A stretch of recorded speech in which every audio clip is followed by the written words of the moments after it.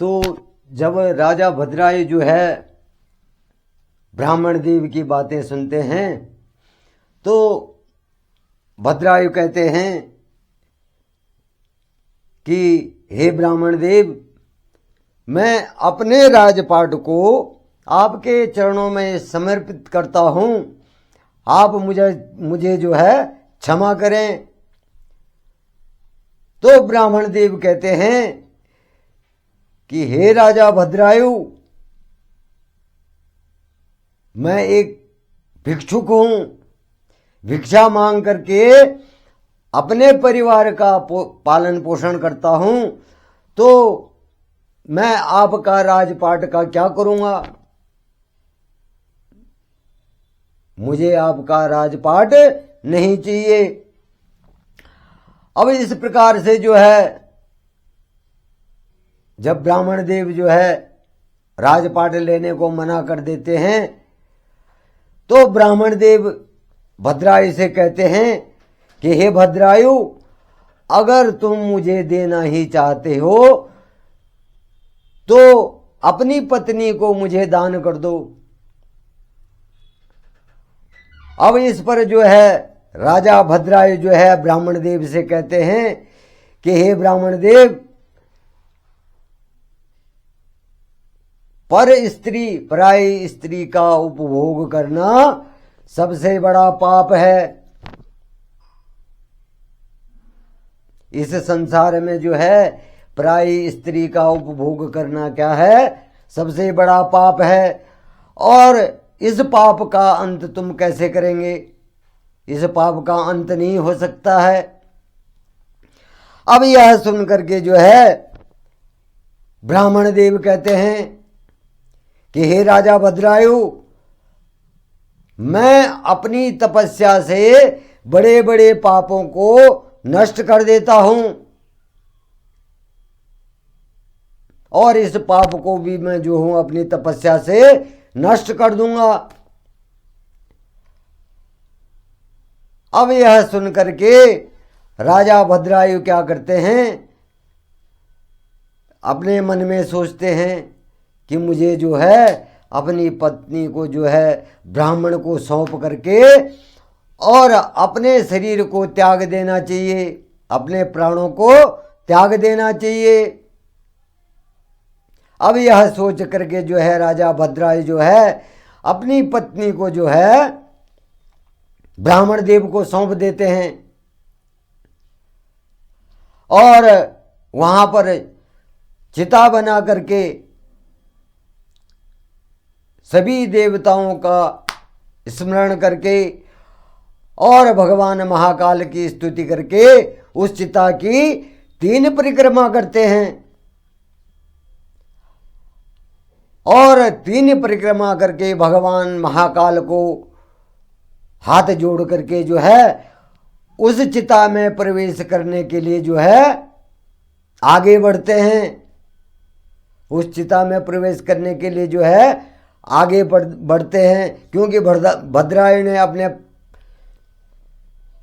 दिल में निश्चय कर लिया था कि मैंने अब जो है अपने प्राणों को त्यागना है, क्योंकि मैं ब्राह्मण देव की पत्नी की रक्षा नहीं कर सका और अपने क्षत्रिय धर्म का पालन नहीं कर सका।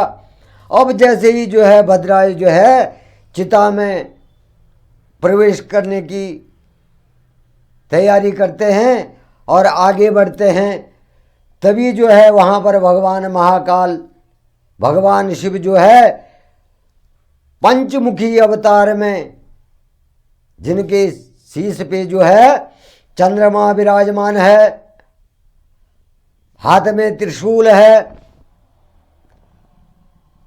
और गले में जो है सांपों की माला है और करोड़ों सूर्यों के समान चमकता हुआ मुख, 3 नेत्र धारी जो है भगवान महाकाल वहाँ पर प्रकट हो जाते हैं और वहाँ पर ही माता पार्वती भी साथ में जो है भगवान महाकाल के होती हैं।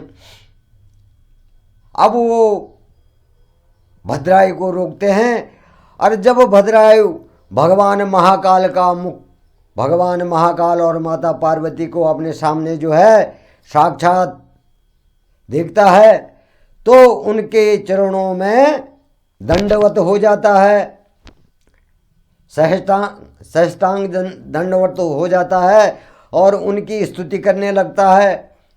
अब यह देख करके जो है भद्रायु को जो है महाकाल कहते हैं कि हे भद्रायु, जो ब्राह्मण और ब्राह्मणी थे, ये मैं और पार्वती थे। पार्वती जो थी ब्राह्मणी थी और मैं जो था ब्राह्मण था, और जो वो शेर था वो मायावी था, उसको मैंने अपनी माया से जो है रचा था। और जो तुमने जो मेरी तपस्या की है, जो तुम मेरी भक्ति करते हो और अपने वचनों का जो है पालन करते हो, तो मैं तुम्हारी तपस्या से खुश हूं। कहो क्या वरदान चाहिए। तो माता पार्वती और भगवान महाकाल के वचनों को सुन करके भद्रायु कहते हैं कि हे प्रभु, अगर आप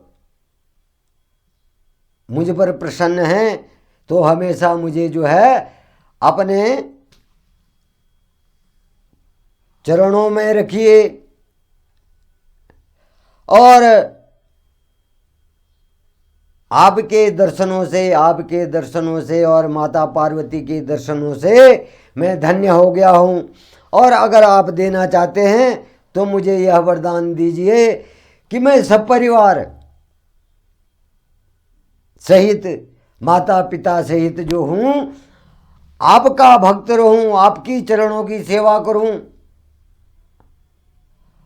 और भद्रायु की पत्नी भी जो है अपने माता पिता के लिए यही वरदान मांगती है कि मेरे माता पिता भी जो है आपके भक्त बने रहें, आपकी चरणों की सेवा करें।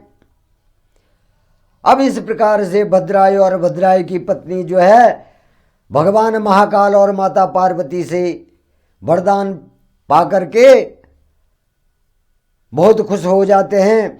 और यह वरदान देकर भगवान महाकाल और माता पार्वती जो हैं वहाँ से अंतर्ध्यान हो जाती हैं, और राजा रानी भी जो हैं अपने राज्य को आ जाती हैं, और अपने राज्य में वापस आ करके 1000 वर्ष तक राज्य करके अपने मृत्यु समय में आ जाते हैं। और सभी जो हैं परिवार सहित जो है भगवान महाकाल की शरण में चले जाते हैं और महाकाल की सेवा करते हैं। तो यहीं पर दोस्तों ये है भगवान महाकाल की माया द्विजेश्वर रूप जो है। तो जय श्री महाकाल, हर हर हर महादेव।